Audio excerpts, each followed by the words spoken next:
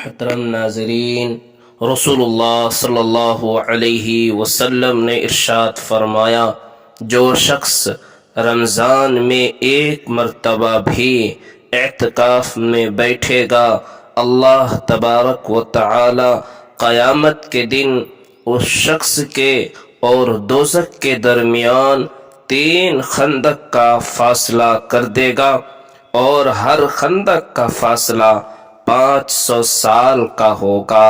محترم ناظرین، امید کرتا ہوں اللہ تبارک و تعالیٰ کی ذات سے، اللہ تبارک و تعالیٰ کے فضل و کرم سے تمام احباب، تمام ناظرین خیر و عافیت سے ہوں گے، اور اللہ سے دعا کرتا ہوں اللہ تبارک و تعالیٰ تمام ناظرین کو اپنے امن و امان اور حفاظت میں رکھیں۔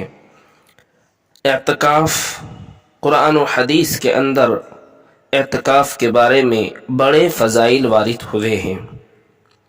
نبی کریم صلی اللہ علیہ وسلم رمضان کے آخری 10 دنوں میں مسجد میں اعتکاف فرماتے تھے، اور آپ صلی اللہ علیہ وسلم کے ساتھ صحابہ کرام رضوان اللہ تعالی علیہم اجمعین بھی اعتکاف کرتے تھے۔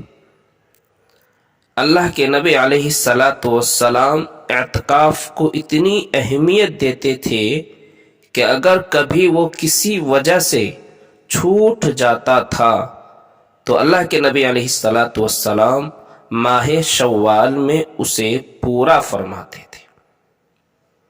اللہ کے نبی علیہ السلام نے فرمایا، اس ماہ کے آخر میں 10 روز یا 7 روز یا 3 روز اعتکاف میں بیٹھنے کا ثواب شب قدر کی عبادت کے برابر ہے۔ شب قدر کے بارے میں جس نے ایک رات میں عبادت کی، شب قدر کی رات میں ذکر کیا، اللہ کی عبادت کی، گویا 83 برس 4 ماہ سے زیادہ کا زمانہ عبادت میں گزار دیا۔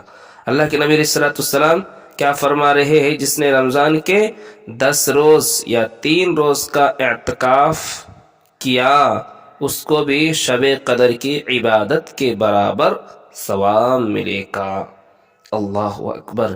ایک 7 دن کا اعتکاف میں، 3 دن کے اعتکاف میں 83 برس 4 ماہ سے زیادہ زمانہ ہم عبادت میں گزار دیں گے۔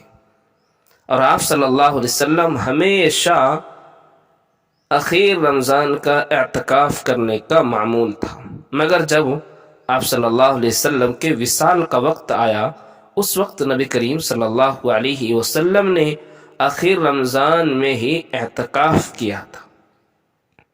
رسول اللہ صلی اللہ علیہ وسلم نے فرمایا، جو شخص رمضان میں ایک مرتبہ بھی اعتکاف میں بیٹھے گا، اللہ تعالیٰ قیامت کے دن اس شخص کے اور دوزخ کے درمیان 3 خندقوں کا فاصلہ کر دیں گے۔